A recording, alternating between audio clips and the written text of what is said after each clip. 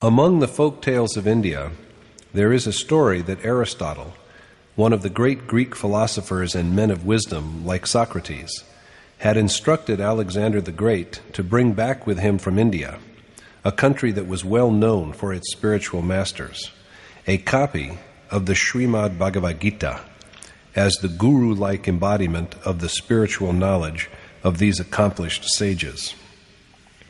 The essential concept of one single God as the ultimate reality taught in the Gita has been propagated in different languages at different times around the world by such great masters as Moses, Jesus, and numerous Sufi saints also. Due to language and cultural differences, it can appear that the teachings of these great masters are differentiated. But indeed, their essence is identical to the wisdom conveyed by Krishna to Arjuna in the Gita.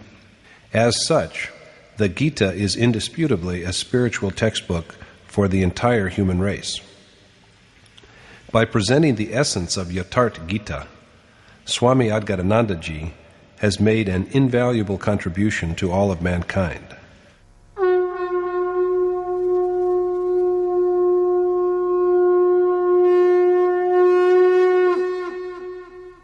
Om Shri Paramatmane Namaha. Yatharth Geeta, Srimad Bhagavad Gita. Chapter 5. The Supreme God, Enjoyer of Yagya. In Chapter 3, Arjuna said, "Lord, why do you cast me into dreadful acts when you believe that the way of knowledge is superior?"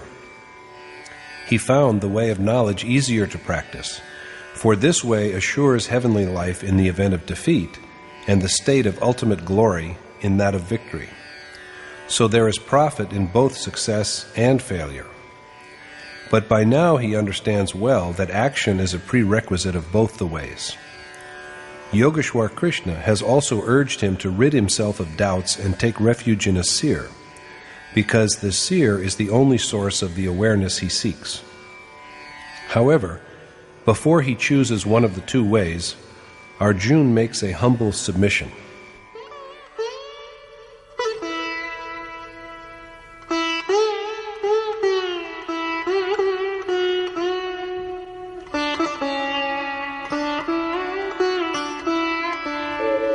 Sannyasam karmanam Krishna punaryogam cha shamsasi yachreya etayorekam tanme bruhi sunishchitam. Arjuna said, "You have so far commended, O Krishna, both the way of knowledge through renunciation and then the way of selfless action. So now tell me, which one of the two is decidedly more propitious?" Krishna has extolled action by the way of knowledge through renunciation, and then he has spoken approvingly of action done with a selfless attitude. So Arjuna now wishes to be enlightened on the specific way which in Krishna's well-considered view is more conducive to his well-being.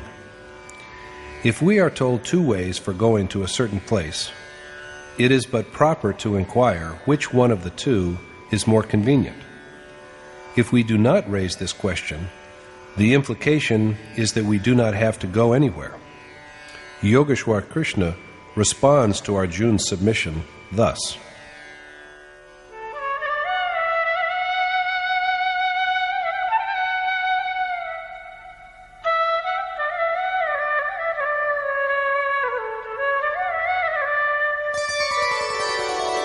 Sannyasah karmayogascha nishreyasakaravubhau tayostu karma sannyasat karmayogo vishishyate. The Lord said, "Both renunciation and selfless action achieve salvation, but of the two, the way of selfless action is the better, because it is easier to practice. If both the ways are equally effective in bringing about the final absolution, why is the way of selfless action described as superior? This is what Krishna has to say about it.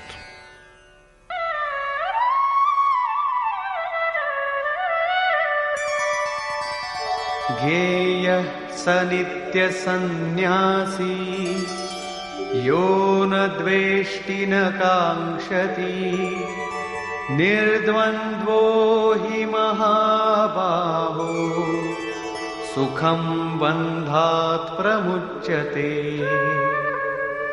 O the mighty-armed Arjuna, he who envies none and desires nothing is fit to be regarded as a true sannyasi, and, liberated from the conflicts of passion and repugnance, he breaks away from worldly bondage. The one who is free alike from love and animosity is a sannyasi, a man of renunciation, irrespective of whether he has chosen the way of knowledge or the way of selfless action. Emancipated from both attachment and aversion, he is happily released from the great fear of repeated births.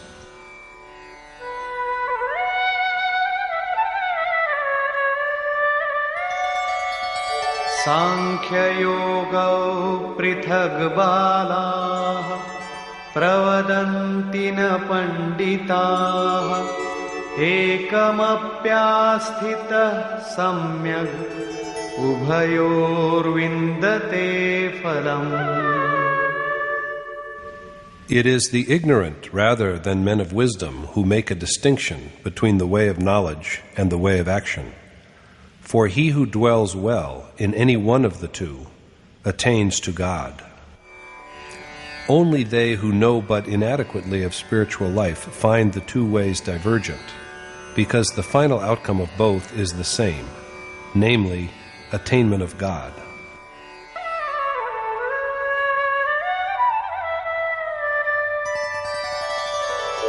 Yat sankhyaih prapyate sthanam tad yogairapi gamyate ekam sankhyan cha yogam cha yah pashyati sa pashyati.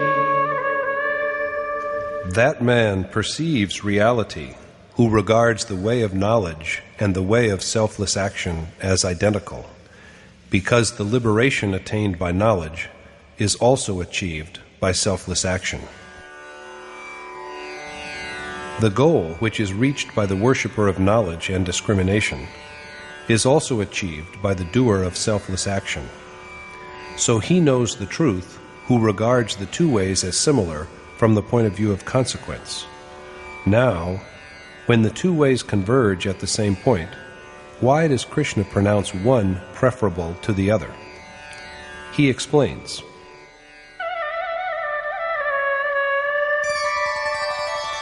Sannyasastu mahabaho dukkhamaptumayo gatah yoga yukto munir brahma na chirenadhigacchati. But, O the mighty-armed Arjuna, renunciation is well nigh impossible to achieve without selfless action. But the one whose mind is set on God is soon united with Him. The giving up of all that we have is most painful without selfless action. It is indeed impossible if selfless action has not been initiated at all. Therefore, the sage who reflects on the identical God, and whose mind and senses are stilled, soon attains to that God by the performance of selfless action. It is but evident that selfless action has also to be practiced on the way of knowledge, because the requisite action for both the ways is the same. This is the act of Yagya, which precisely means worship. The difference between the two ways is only a matter of the worshipper's attitude. whereas one devotes himself to the deed after a thorough appraisal of his own ability and with self-dependence. The other, the doer of selfless action, engages in the task with total reliance upon the adored God. So whereas the former is like a student who studies for an examination privately, the other is like one who is enrolled in a school or college. Both of them have an accomplished teacher to master the same course, take the same test, and even the certificate to be awarded to them is the same. Only their attitudes to their task are different. Some time back, saying that passion and anger are formidable enemies, Krishna urged Arjuna to kill them. Arjuna found it most painful. Krishna thereupon told him that beyond the body there are the senses, beyond the senses there is the mind, beyond the mind there is the intellect, and beyond all these there is the self, the power at whose behest he is driven to all his actions. To act with a clear understanding of one's own strength and with dependence on one's own ability is the way of knowledge. Krishna prompted Arjuna to concentrate his mind on him and fight, dedicating all his actions to him, and in total freedom from attachment and grief. To perform a deed with a sense of surrender to the worshipped God is the way of selfless action. So the action in the two ways is the same, and so is the final outcome. Stressing the same, Krishna now says that the achievement of renunciation, of the ultimate cessation of good as well as evil actions, is impossible without selfless action. There is no way by which we may sit idly just telling ourselves, "I am God, pure and wise. For me there is no action and no bondage. Even if I may appear as participating in evil, it is really only my senses functioning according to their nature." There is no such hypocrisy in Krishna's words. Even he, the Yogeshwar, cannot, without the required action, bestow the ultimate state upon a beloved friend like Arjuna. If he were able to do this, there would be no need for the Gita. Action has to be accomplished. The stage of renunciation can be achieved only through action, and the one who does it soon realizes God. Krishna now speaks about the characteristic marks of the man who is blessed with selfless action.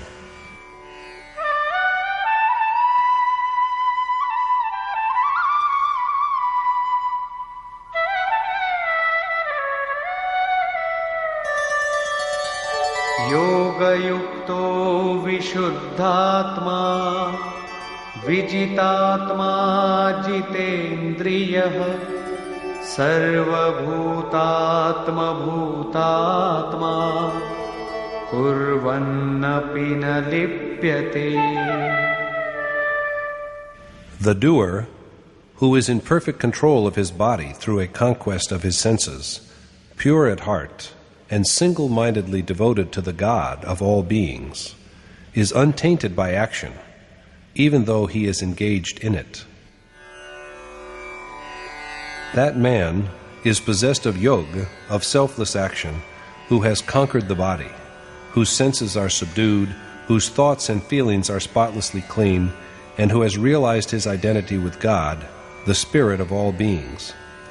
He remains unblemished even though he is involved in action, because his deeds are aimed at garnering seeds of the highest good for those who lag behind. He is untainted because he dwells in the essence that is God, the fountainhead of the vitality of all beings. There is nothing for him hereafter for which he should quest. At the same time, there can be no attachment to what he has left behind, because they have all paled into insignificance. So he is not engulfed by his deeds. Thus we have here a picture of the ultimate stage of the worshipper who has achieved selfless action. Krishna explains again why this man, blessed with yoga, remains unattached to action. नैव किञ्चित् करोमीति युक्तो मन्येत तत्त्ववित् Pashyan shrinvan sprishan jigran Ashnan gachan swapan shvasan Pralapan visrijan grinhan Unmishan nimishan napi Indriyani indriyartheshu Vartanta iti dharayan. The man who perceives in whatever he is doing, whether hearing, touching, smelling, eating, walking, sleeping, breathing, giving up or seizing, and opening or closing his eyes, that only his senses are acting according to their properties, and that he himself is a non-doer, is indeed the one with true knowledge. It is a belief, or rather experience, of the man to whom God is visibly present that he does absolutely nothing. Rather than being a mere fancy, it is a firm conviction he has arrived at through the performance of action. After having known this, he cannot but believe that whatever he appears to be doing is really the operation of his senses according to their natural properties.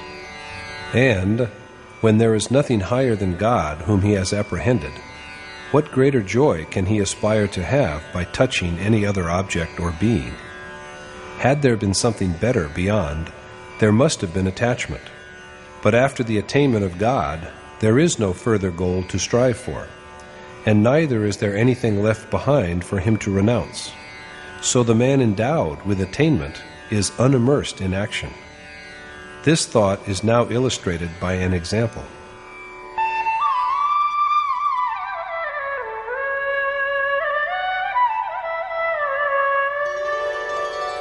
Brahmanyadhaya karmani Sangam tyaktva karoti yah Lipyate na sapapena Padma patramivambhasa.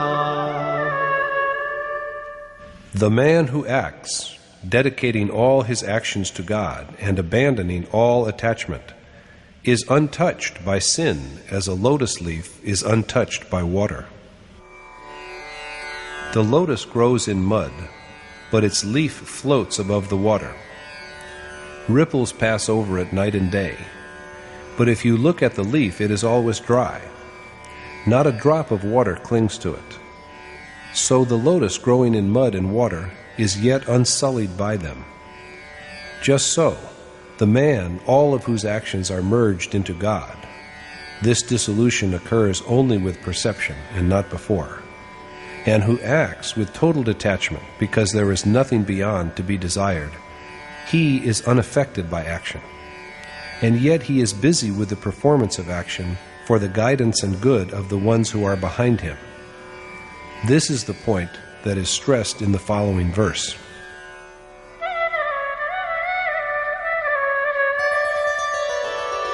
Kayena manasa buddhya Kevalairindriyairapi Yogina karma kurvanti Sangam tyaktvatma shuddhaye.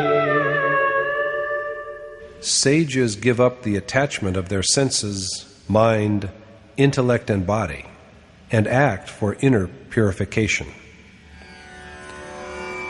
A sage abandons all desires of his senses, mind, intellect, and body, and practices selfless action for inner sanctity. Does that mean that the self is tainted with impurities even after he has merged into God? It cannot be so, because after this dissolution, the self becomes one with all beings. He sees his own extension in all beings. So he acts, not for himself, but for the purification and guidance of all other beings. He acts with his mind, intellect, and physical organs, but his self is in a state of actionlessness and constant peace. He appears to be active outwardly, but inside him there is only endless tranquility. The rope cannot bind any longer because it is burnt out, and what remains is only the impression of its twist.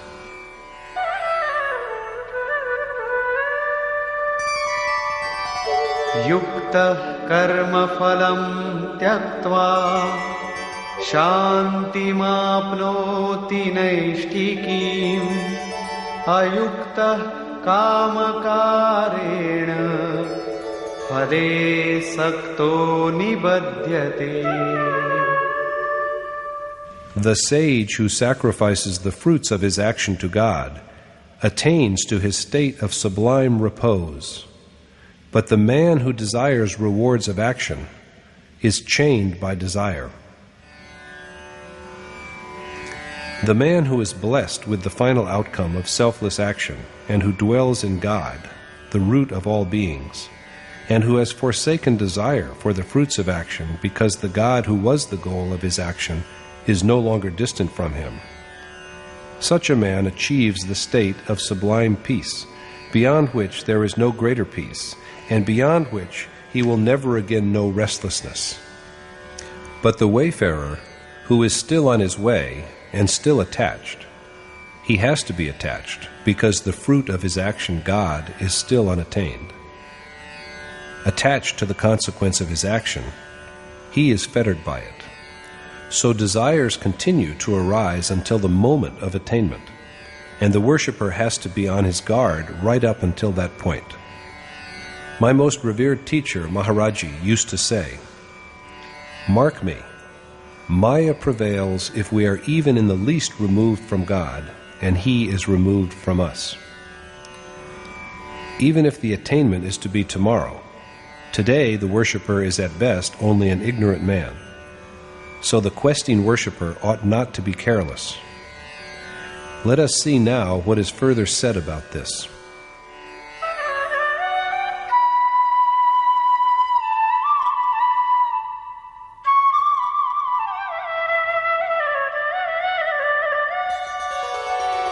Sarvakarmani manasa sannyasyaaste sukham vashi navadvare pure dehi naiva kurvanna karayan.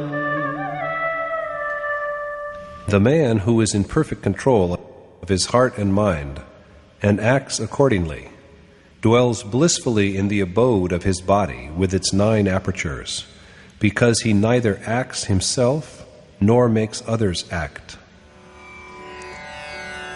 The man who is in perfect control of himself and dwells beyond his body, mind, intellect, and material nature, in his own self, this man of restraint undoubtedly neither acts nor is a cause of action. Even prompting the men left behind to act does not affect his serenity. This man who has realized his self and abides in him, and who has subdued all his organs which provide him with objects of physical pleasure, dwells in the ultimate bliss that is God. In truth, thus, he neither acts nor effects any undertaking of action. The same idea is stated differently when Krishna says that God, too, neither acts nor gets any action accomplished. The accomplished teacher, God, the adored one, the realized sage, the enlightened guru, and the endowed one, all are synonymous. No God descends from heaven to accomplish anything. When he functions, he operates through these self-abiding, reverent, and loving souls. The body is a mere dwelling place for such a soul. So the action of the Supreme Self is the same as that of the individual self, because he acts through him. So in truth, the self who has become one with God does nothing, even while he is engaged in action. The next verse is again related to the same problem. Na kartritvam na karmani lokasya srijati prabhu na karma phala sanyogam svabhavastu pravartate. God neither creates action nor the capacity for action, and not even the association of action with its fruits, but at the same time, vitalized by his spirit, it is nature that acts. God makes neither the power of beings to act nor actions, nor does he decide the fruits of action, and all objects and beings act only under the pressure of innate natural properties. One acts according to the three properties, tamas, rajas, and sattva. Nature is vast, but it affects a man only to the extent to which his natural disposition is virtuous or vitiated, divine or devilish. People usually say that it is God who does or gets things done, and we are mere instruments. It is He who makes us do well or ill. But Krishna maintains that God neither acts nor prompts action, and that He also does not produce favorable or unfavorable circumstances. Men act by themselves according to the compulsions of their inborn nature. They are impelled to act by the inevitability of their inherent traits. It is not God who acts. Then why do people say that everything is done by God? Krishna dwells upon the problem.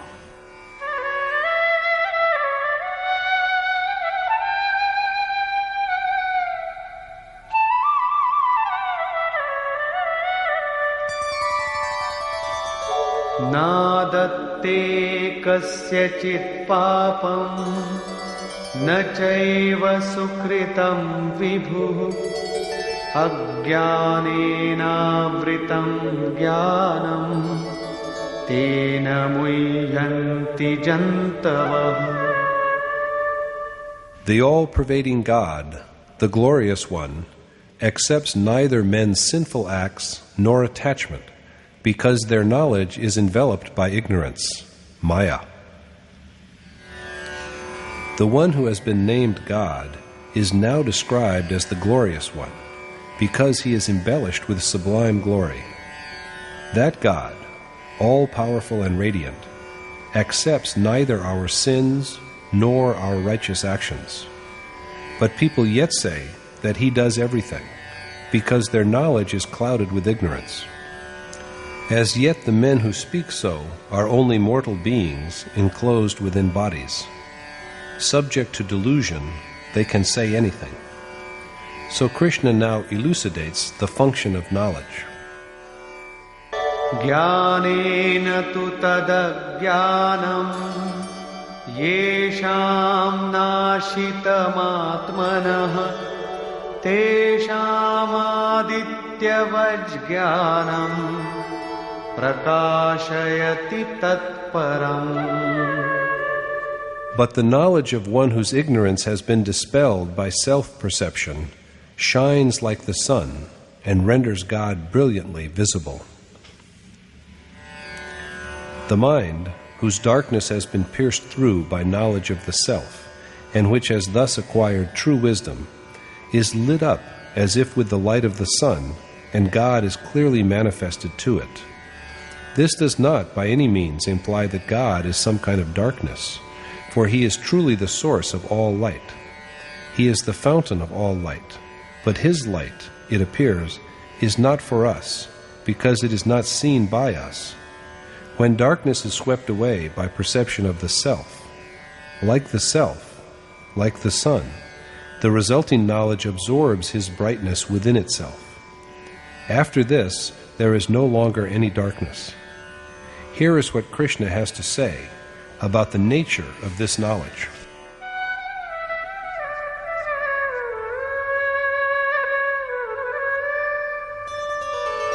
Tat-buddhayastad-atmana tannishthastad-parayanaha gacchantya punaravrittim jnana-nirdhuta-kalmashaha. Those men attain salvation, after which there is no next birth, whose mind and intellect are free from delusion, who dwell with a single mind in God and put themselves at His mercy, and who are freed from all sin by knowledge. That state is knowledge in which a man dedicates himself entirely to God and is dependent upon Him, with a mind and an intellect shaped accordingly and overflowing with His essence. Knowledge is not garrulousness or being argumentative. The man who is endowed with this knowledge attains to salvation and is liberated from physical ties. It is such men who are called Pandit, men of profound learning and wisdom. Only a man who has achieved this ultimate state deserves the name of Pandit. Vidya Vinaya Sampanni Brahmane Gavihastini Shuni Chaiva Shvapakecha Pandita Samadarshina. Sages who look evenly at a Brahmin, a cow, an elephant, a dog, and even the most despicable of men are blessed with the highest degree of knowledge. They are realized sages whose sins have been destroyed by knowledge and who have achieved the state in which there is no further birth. And such men regard all creatures impartially, making no distinction between a discerning Brahmin and an outcast, or between a dog and an elephant. In their eyes, there is neither any special merit in the wise and learned Brahmin, nor any special demerit in the ostracized man. For him, neither is a cow holy nor a dog unholy. He does not find any special greatness about a massive elephant. Such men of knowledge are impartial of view and equal-minded. Their eyes are fixed not on the skin, on the external form, but on the soul, the inner essence. The difference is only this: men who know and are reverent to the self are close to God, whereas others straggle behind. Some have gone a stage ahead, while some are yet lingering behind. Men of knowledge are conscious that the body is but an apparel, so they look at the embodied soul and attach no significance to the outward form. They do not discriminate. Krishna was a cowherd, and he had tended cows, so he should have spoken of this creature in reverential terms. But he has done nothing like that, and he concedes no place to the cow in Dharma. He has only admitted that, like other beings also, she has a soul. Whatever be the economic importance of cows, their religious elevation is just an invention of the ignorant with enslaved minds. Krishna said earlier that ignorant minds are riven with dissensions, because of which they devise an endless variety of deeds. The 18th verse suggests that there are two kinds of sages. First, there are sages whose knowledge is perfect. Secondly, there are sages who are possessed of reverent knowledge. Let us linger for a moment to see how they are different. It is an axiom that everything has at least two stages: the highest, the ultimate stage, and the initial, the lowest stage. The lowest stage of worship is the one at which it is commenced, when it is taken up with discernment, detachment, and dedication, while the highest stage is that at which the final outcome of the act of worship is about to emerge. The same is true of the Brahmin class, the state of sattva, when there is the advent of properties that provide access to the Supreme Spirit, and there is the presence of knowledge and a reverential attitude. At this stage, all the faculties that take one to God are spontaneously active within: control of mind, restraint of senses, beginning of the process of intuition, direct perception, steady contemplation, concentration, and abstract meditation. Its highest stage is reached when, with gradual perfection, the self at last stands face to face with God and is dissolved in Him. Now, that which had to be known is perfectly known. The sage who has achieved this is the one with perfect knowledge. This sage, who is now beyond rebirth, looks equally at creatures, because his eyes are turned within to see the enshrined self. So Krishna now describes What is the ultimate lot of this sage?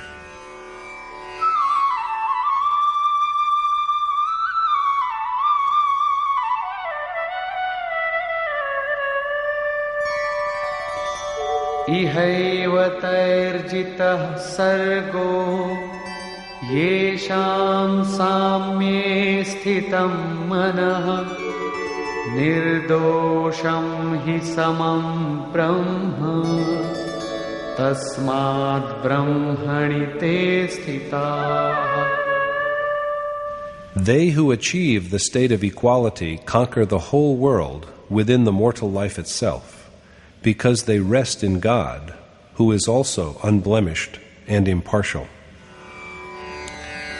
Sages with perfectly poised minds are freed from material nature during their worldly life itself. But what is the relation between an even mind and conquest of nature? When the world itself is annihilated, what is the position of the self? In Krishna's view, since God is immaculate and impartial, the minds of sages who have known him are also freed from all blemishes and inequalities. The sage becomes one with God. This is the ultimate birthless state, and it is acquired when the ability to overcome the enemy, the world of appearances, is fully developed. This ability is there when the mind is controlled and when one has achieved the state of equality, for the world of appearances is but an extension of the mind. Krishna then speaks of the distinctive marks of the sage who has known God and merged into him.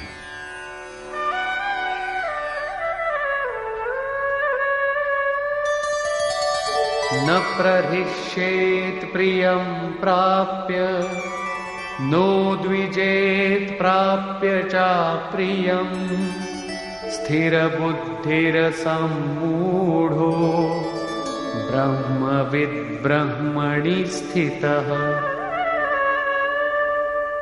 That equal-minded man dwells in God who is neither delighted by what others love nor offended by what others scorn, who is free from doubt, and who has perceived him. Such a man transcends feelings of love and hatred. He does not go wild with joy when he gets something which is cherished and admired by others. In the same way, he is not repelled by what others find distasteful. With such a constant mind, free from doubt, and endowed with knowledge of the divine self, he always dwells in God. In other words, he is a man of attainment, and बाह्यस्पर्शेष्वसक्तात्मा विन्दत्यात्मनि यत् सुखम् स ब्रह्मयोगयुक्तात्मा सुखमक्षयमश्नुते. that man becomes one with God and enjoys eternal bliss, who is single-mindedly dedicated to him, and whose heart is free from desire for worldly joys. The man who has renounced desire for the pleasure of objects of the external world attains to the felicity of God. His self is united with God, and the resulting happiness is therefore eternal. But this happiness comes only to him who is unattached to pleasures.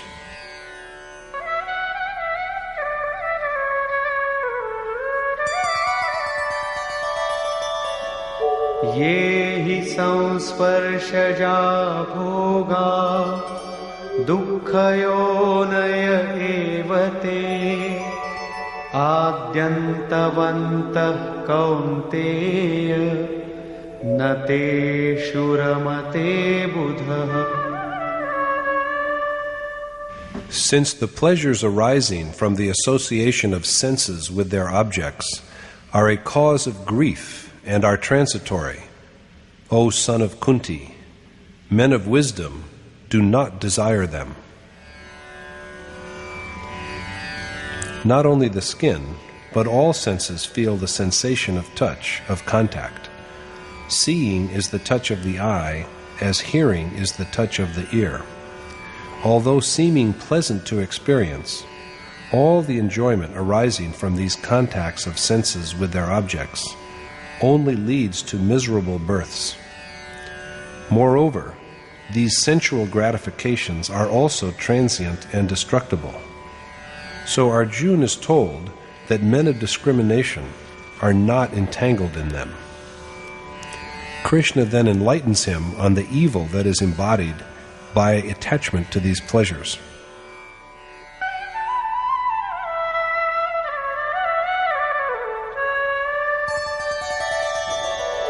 Shaknoti haivaya sodhum praksharira vimokshana kamakrodhodbhavam vegam sayukta sasukhi naraha.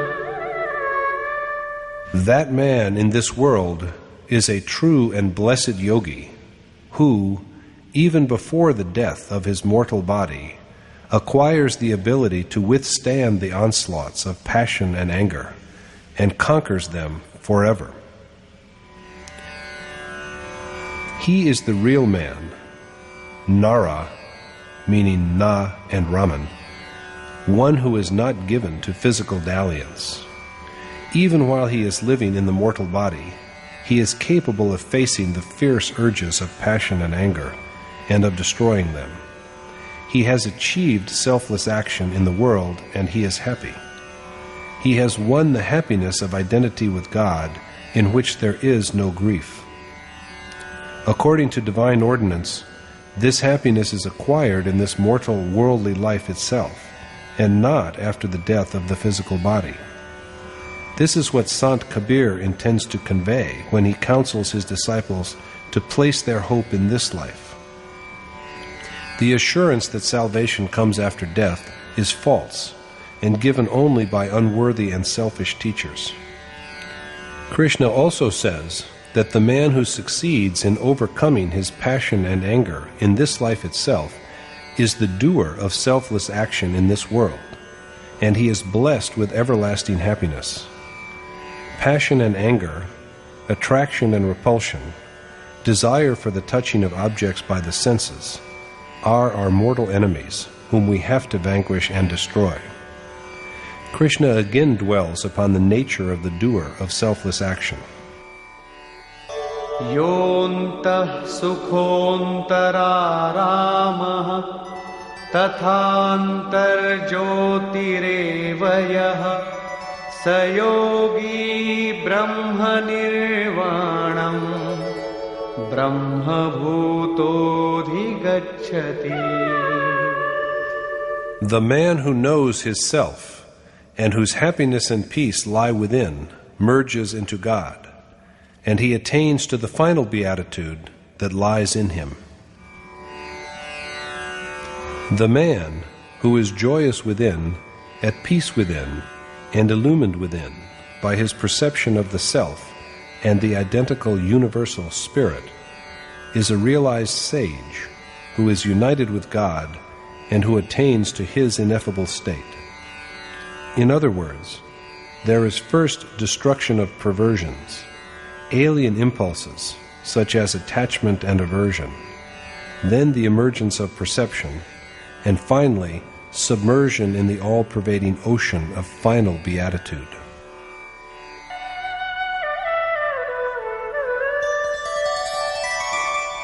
Labhante brahma nirvanam rishayah kshina kalmashah chinnadvaidhayatatmanah sarvabhutahite ratah.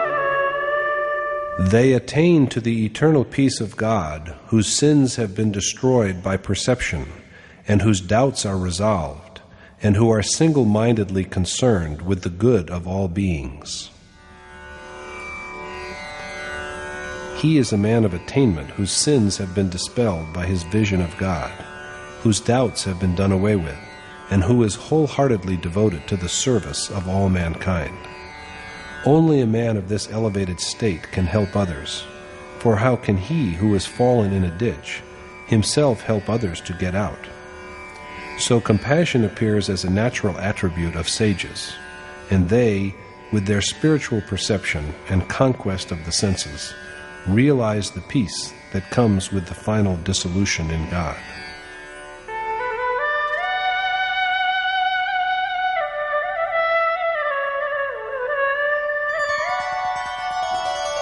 कामक्रोधवियुक्तानां यतीनां यतचेतसाम् अभितो ब्रह्मनिर्वाणं वर्तते विदितात्मनाम्. Men who are free from passion and wrath, who have conquered their mind, and who have had a direct perception of God, see the all-tranquil, Supreme Self wherever they look. Krishna thus repeatedly stresses the distinctive features of the character and life of doers of selfless action in order to motivate and encourage Arjuna and, through him, all his other disciples. The question is now almost resolved. To conclude his argument, however, Krishna reverts to the necessity of contemplating the incoming and outgoing breath for the realization of this sage's state. In chapter 4, he told us of offering pran to apan, of sacrificing apan to pran, and of the regulation of both the life winds while giving his account of the process of Yagya. The same subject is taken up again at the end of the present chapter.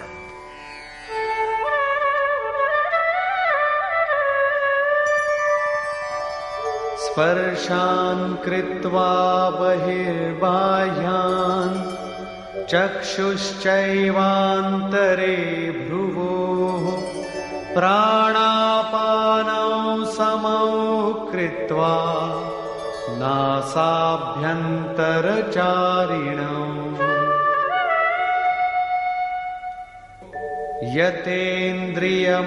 यतेन्द्रियमनोबुद्धिः मुनिर्मोक्षपरायणः विगतेच्छाभयक्रोधो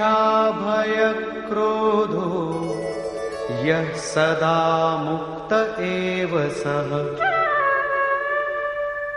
That sage is liberated forever, who shuts out of his mind all objects of sensual pleasure, keeps his eyes centered between the two brows, regulates his pran and apan, conquers his senses, mind and intellect, and whose mind is fixed on salvation.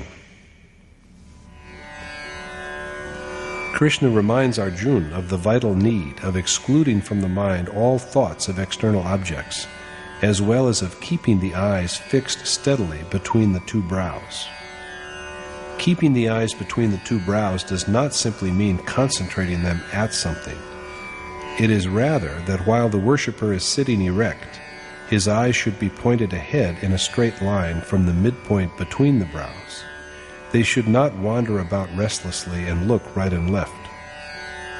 Keeping the eyes aligned with the ridge of the nose, we must be careful that we do not start watching the nose, and balancing pran against apan, and keeping the eyes steadily fixed all the while, we should direct the vision of mind, the soul, to the breath and let him watch it.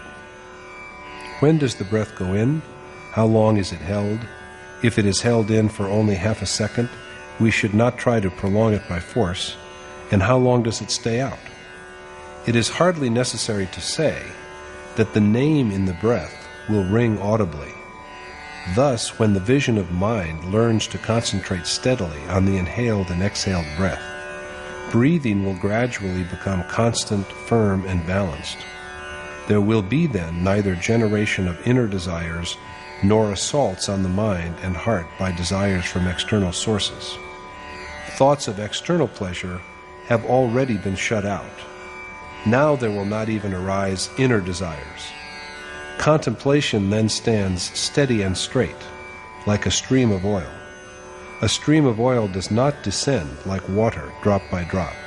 It comes down in a constant, unbroken line. Similar to this is the motion of the breath of a sage of attainment.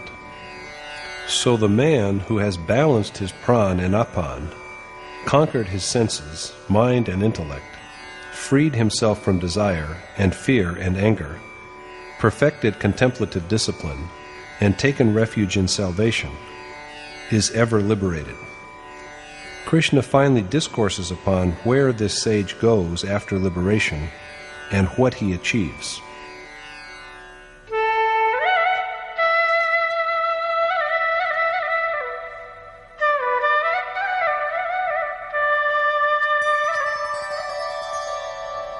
Bhoktaram Yagya tapasam Sarvalokamaheeshwaram Suhridam sarvabhutanam Gyatva mam shanti mrichyati. Knowing the truth that it is I who enjoy the offerings of Yagya and penances, that I am God of all the worlds, and that I am the selfless benefactor of all beings, he attains to final tranquility. This liberated man, who knows that Krishna, God of the gods of all worlds, is the recipient and enjoyer of the offerings of all Yagya and penances, and that he is the selfless well-wisher of all beings, knowing all this, he achieves the ultimate repose. Krishna says that he is the enjoyer of the worshipper's yagya of inhaled and exhaled breath, as well as of austerities. He is the one in whom yagya and penances are at last dissolved, and so their doer comes to him, the ultimate serenity that results from the completion of yagya. The worshipper, liberated from desire by selfless action, knows Krishna and realizes him as soon as he is blessed with this knowledge. This is named peace, and the one who achieves it becomes God of gods, just as Krishna is. Conclusion. At the beginning of the chapter, Arjuna raised a question about Krishna's alternate praise of the way of selfless action and the way of knowledge through renunciation. He wished to know which way, according to Krishna's considered judgment, is doubtlessly superior. Krishna told him that there is ultimate good in both. In both, the worshipper has to perform the ordained act of yagya, but the way of selfless action is yet superior. Without such action, there is no end of desire and of good and evil deeds. Renunciation is the name, not of a means, but of the goal itself. The man of renunciation is a doer of selfless action, a yogi. Godliness is his mark. He neither acts nor makes others act, and all beings are engaged in action only under the pressure of nature. He is the seer, the pundit, because he knows God. God, Krishna, is known as an outcome of yagya. He is the one into whom breath recitation, yagya, and purificatory rites all merge. He is the tranquility which the worshipper experiences as an outcome of yagya. That is, with the attainment of this repose, he is transformed into a realized sage like Krishna. Like Krishna and other seers, he also becomes God of gods because he is now one with God. That the coming about of this attainment may take a number of births is a different matter. Chapter 5 has thus elucidated the unique and amazing point that the power that dwells within the sage after his realization of God is no other than the spirit of the Supreme Lord, of the God who is the enjoyer of the offerings of all yagya and penances.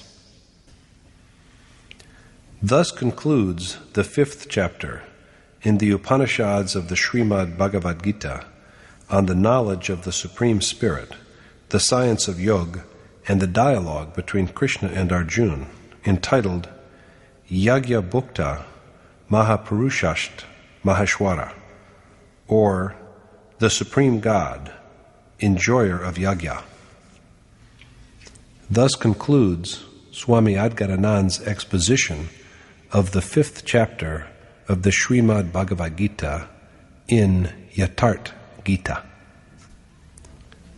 Hari Om Tat Sat.